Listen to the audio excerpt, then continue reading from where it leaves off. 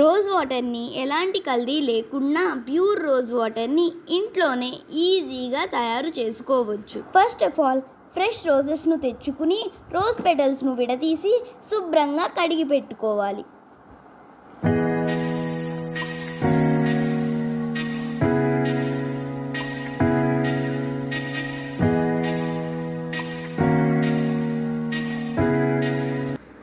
తరువాత రోజ్ పెటల్స్ని ఒక బౌల్లో వేసి 1 గ్లాస్ వాటర్ వేసి స్టవ్ వెలిగించి స్టవ్ మీద పెట్టి మూత పెట్టాలి.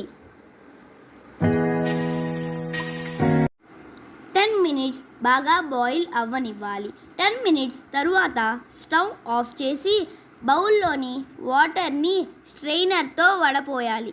వాటర్ చల్లారాక బాటిల్లో స్టోర్ చేసి ఫ్రిడ్జ్లో పెట్టి ప్రతిరోజు నైట్ ఫేస్కి అప్లై చేసుకుంటే మంచి గ్లోనెస్ వస్తుంది. Try it friends.